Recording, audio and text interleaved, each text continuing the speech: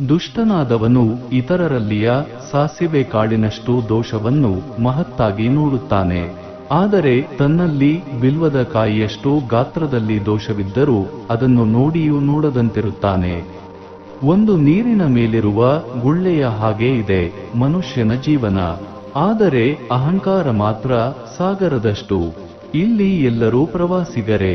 ಒಮ್ಮೆ ನೆನಪಿನಿಂದಲೂ ಹೋಗಿಬಿಡುತ್ತಾರೆ. ಕಳೆದು ಹೋದ ಸಮಯ ಹಿಂತಿರುಗಿ ಬರುವುದಿಲ್ಲ.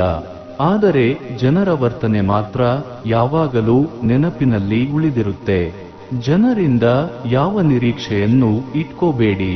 ಇಲ್ಲವಾದರೆ ನೀವು ಯಾವತ್ತೂ ನಿರಾಶರಾಗಿಯೇ ಇರಬೇಕಾಗುತ್ತೆ. ಮತ್ತು ಜನರಿಗೆ ಸ್ವಲ್ಪವೂ ಅದು ವ್ಯತ್ಯಾಸವೆನಿಸುವುದಿಲ್ಲ. ಈ ಸಂಬಂಧಗಳು ಕೂಡ ತುಂಬಾ ವಿಚಿತ್ರವಾಗಿದೆ. ವಿಶ್ವಾಸವಿಲ್ಲದೆ ಬೆಳೆಯುವುದಿಲ್ಲ ಮತ್ತು ಮೋಸವಿಲ್ಲದೆ ಕೊನೆಯೂ ಆಗುವುದಿಲ್ಲ. ಕಷ್ಟದ ಸಮಯದಲ್ಲಿ ಸಹಾಯ ಮಾಡುವ ಹಾಗೆ ತೋರಿಸಿಕೊಳ್ಳುವ ಜನ ಯಾವತ್ತಾದರೂ ನಿಮ್ಮ ಸೋಲನ್ನು ನೋಡಲು ಬಯಸುತ್ತಿರುತ್ತಾರೆ. ನಮ್ಮ ಉಸಿರಿನ ಮೇಲೆ ವಿಶ್ವಾಸವಿಲ್ಲ, ಆದರೆ ನಾವು ಜನರ ಮೇಲೆ ವಿಶ್ವಾಸವಿಟ್ಟು ಬಿಡುತ್ತೇವೆ. ಎಷ್ಟೇ ಎತ್ತರದಿಂದ ನಮ್ಮನ್ನು ನೂಕಿದ್ರೂ ನಮಗೆ ಈಗ ನೋವಾಗುವುದಿಲ್ಲ. ಯಾಕೆಂದರೆ ನಾವು ಯಾರನ್ನು ನಮಗಿಂತ ಹೆಚ್ಚಾಗಿ ನಂಬಿದ್ದೇವೋ ಅವರೇ ನಮ್ಮನ್ನು ನೂಕಿದ್ದು. ನಿಮ್ಮ ಭಾವನೆಗಳನ್ನು ಅರ್ಥಮಾಡಿಕೊಂಡವರು ಕೂಡ ನಿಮಗೆ ನೋವು ಕೊಟ್ಟರೆ ಅವರು ಯಾವತ್ತೂ ನಿಮ್ಮವರಾಗಿರಲು ಸಾಧ್ಯವಿಲ್ಲ. ನಿಮ್ಮ ವಿಶ್ವಾಸ ಗುಡ್ಡವನ್ನೇ ಅಲುಗಾಡಿಸಬಹುದು ಮತ್ತು ನಿಮ್ಮ ಸಂಶಯ ನಿಮ್ಮ ಸಂಬಂಧದ ನಡುವೆ ಗುಡ್ಡವಾಗಿ ನಿಲ್ಲಬಹುದು. ನಾನು ಒಂಟಿ ಎಂದು ಯಾವತ್ತೂ ಯೋಚಿಸಬೇಡಿ. ಅದರ ಬದಲು ನಾನೊಬ್ಬನೇ ಸಾಕು ಎಂದುಕೊಳ್ಳಿ. ನಿಮ್ಮ ಮಾತುಗಳನ್ನು ಸುಮ್ಮನೆ ಯಾರ ಮೇಲೂ ಖರ್ಚು ಮಾಡಬೇಡಿ. ಮೊದಲು ಮೌನವಾಗಿದ್ದು ನೋಡಿ, ಯಾರು ನಿಮ್ಮನ್ನು ಅರ್ಥ ಮಾಡಿಕೊಳ್ಳುತ್ತಾರೆ ಎಂಬುದು ತಿಳಿಯುತ್ತದೆ. ಒಂದು ಸಮಯ ಹೇಗೆ ಬರುತ್ತೆ ಅಂದ್ರೆ ಮನುಷ್ಯ ನೋವು ಸಹಿಸಿಕೊಳ್ಳುವುದನ್ನು ಕಲಿತು ಬಿಡುತ್ತಾನೆ. ಕೆಲವೊಮ್ಮೆ ಮನುಷ್ಯ ಎಷ್ಟು ಒಂಟಿಯಾಗಿರುತ್ತಾನೋ ಅಷ್ಟು ಸಂತೋಷವಾಗಿರುತ್ತಾನೆ. ನಾಲಿಗೆ ಹಾಳಾಗುವುದಕ್ಕೆ ಕಾರಣ ಬುದ್ಧಿ ಹಾಳಾಗುವುದೇ ಆಗಿರುತ್ತೆ. ಏಟು ತಿಂದರೂ ಪ್ರಾಣಿಗಳು ಪ್ರಾಮಾಣಿಕವಾಗಿರುತ್ತವೆ ಮತ್ತು ಮನುಷ್ಯ ಮಾತ್ರ ಎಷ್ಟೇ ಪ್ರೀತಿ ಕೊಟ್ಟರೂ ಮೋಸ ಮಾಡುತ್ತಾನೆ. ನೀವು ಸಂತೋಷವಾಗಿರಬೇಕಾ? ಹಾಗಾದ್ರೆ ನಿಮ್ಮ ಜೀವನದಲ್ಲಿ ಪರಿಸ್ಥಿತಿಯನ್ನು ನೋಡಿ ನಿರ್ಧಾರ ಮಾಡಿ ಹೊರತು ಜಗತ್ತನ್ನು ನೋಡಿ ಮಾಡಬೇಡಿ. ಇದರಿಂದ ನೀವು ಯಾವಾಗಲೂ ದುಃಖದಲ್ಲೇ ಇರಬೇಕಾಗುತ್ತೆ. ಜೀವನ ಇರುವುದು ನಮ್ಮದೇ, ಆದರೆ ಅದನ್ನು ಬೇರೆಯವರಿಗಾಗಿ ಬದುಕಬೇಕಾಗುತ್ತೆ. ಉದ್ದವಾದ ದಾರ ಹಾಗೂ ಉದ್ದವಾದ ನಾಲಿಗೆ ಸಮಸ್ಯೆಯನ್ನಷ್ಟೇ ಸೃಷ್ಟಿಸಬಹುದು. ಆದ್ದರಿಂದ ದಾರವನ್ನು ಸರಿಯಾಗಿ ಸುತ್ತಿ ಮತ್ತು ನಾಲಿಗೆಯನ್ನು ಹಿಡಿತದಲ್ಲಿ ಇಡಬೇಕಾಗುತ್ತೆ. ಕಳೆದು ಹೋದ ದಿನಗಳು ನಿಮ್ಮ ತಲೆಯಲ್ಲಿದೆ ಮತ್ತು ಮುಂದೆ ಬರುವ ದಿನಗಳು ನಿಮ್ಮ ಕೈಯಲ್ಲಿದೆ. ನೀವು ಯಾರು ಎಂಬುದು ಅವಶ್ಯಕವಲ್ಲ, ಆದರೆ ನಿಮ್ಮಲ್ಲಿ ಏನಿದೆ ಅದು ಅವಶ್ಯಕ. ಸೊಕ್ಕು ಮತ್ತು ಅಹಂಕಾರದಿಂದ ಮನುಷ್ಯ ತಾನಾಗಿಯೇ ಎಲ್ಲ ಸಂಬಂಧಗಳನ್ನು ಹಾಳು ಮಾಡಿಕೊಳ್ಳುತ್ತಾನೆ. ಜನಜಂಗುಳಿಯಲ್ಲಿ ಮನುಷ್ಯ ಕಳೆದು ಹೋಗುವುದಿಲ್ಲ.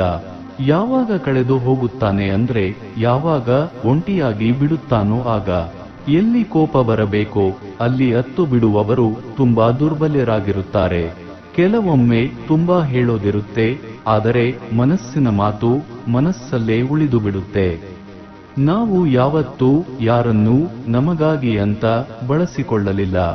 ಎಷ್ಟು ಪ್ರೀತಿ ಕೊಟ್ಟೆವು ಅಷ್ಟು ಪ್ರೀತಿ ನಮಗೆ ಮತ್ತೆ ಮರಳಿ ಸಿಗಲಿಲ್ಲ. ಒಬ್ಬ ಮನುಷ್ಯ ಯಾವಾಗ ದೊಡ್ಡವನಾಗುತ್ತಾನೆ ಅಂದ್ರೆ ಚಿಕ್ಕವರ ನೋವನ್ನು ಅರಿತುಕೊಂಡಾಗ ಮಾತ್ರ. ಸಂತೋಷವಾಗಿರಲು ಒಂದೇ ಉಪಾಯವಿದೆ, ಅದು ಹಳೆಯ ವಿಚಾರಗಳನ್ನು ಯೋಚಿಸದೇ ಇರುವುದು. ಕೆಲವು ಜನ ನಿಮ್ಮನ್ನು ದ್ವೇಷಿಸಲು ಕಾರಣ ನಿಮ್ಮ ಸರಿಯಾದ ಮಾತು ಅವರಿಗೆ ಕಹಿ ಎನಿಸುತ್ತೆ. ಪ್ರತಿ ಸಂಬಂಧಗಳಿಗೆ ಬೇರೆ ಬೇರೆ ಸೀಮೆ ಇದೆ, ಆದರೆ ಮಾತು ಆತ್ಮಸಮ್ಮಾನದ ಬಗ್ಗೆ ಬಂದಾಗ ಅಲ್ಲಿ ಎಲ್ಲಾ ಸಂಬಂಧವನ್ನು ಸಮಾಪ್ತ ಮಾಡುವುದು ಒಳ್ಳೆಯದು.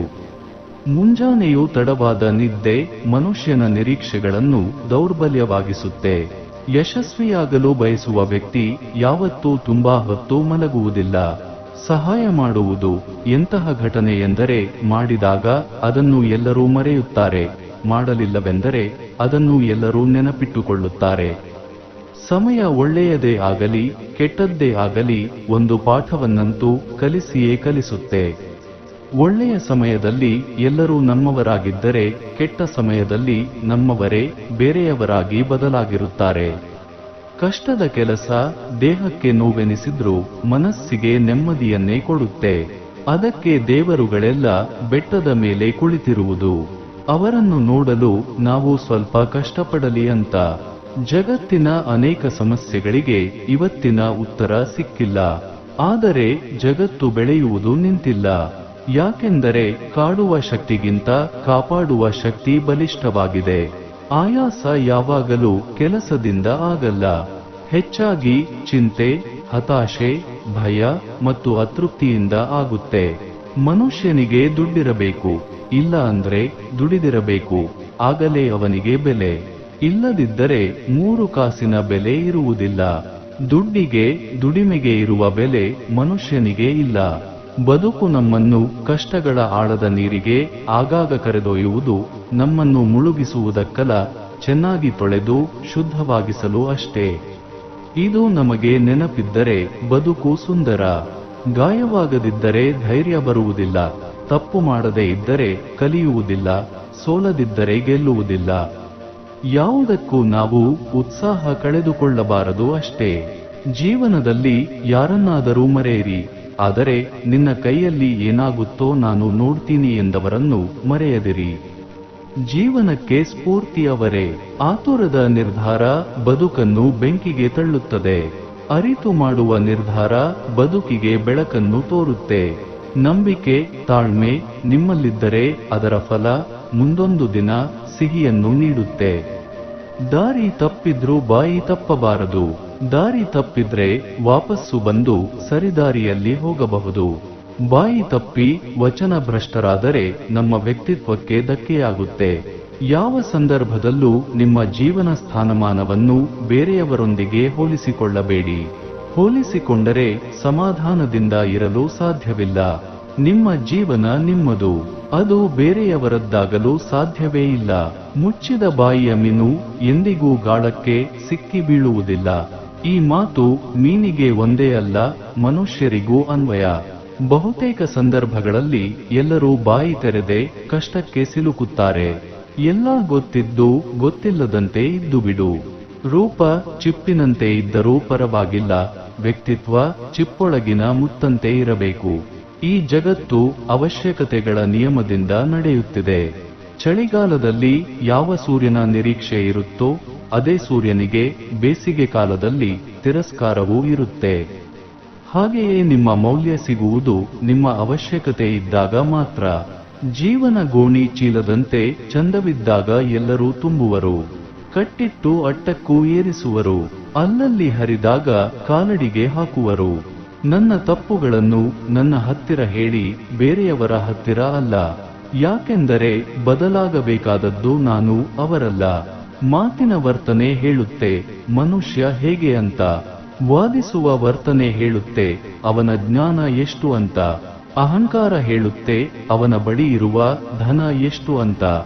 ಸಂಸ್ಕಾರ ಹೇಳುತ್ತೆ ಅವನ ಮನೆತನ ಹೇಗಿದೆ ಅಂತ. ಶುಭವಾಗಲಿ. ಧನ್ಯವಾದಗಳು.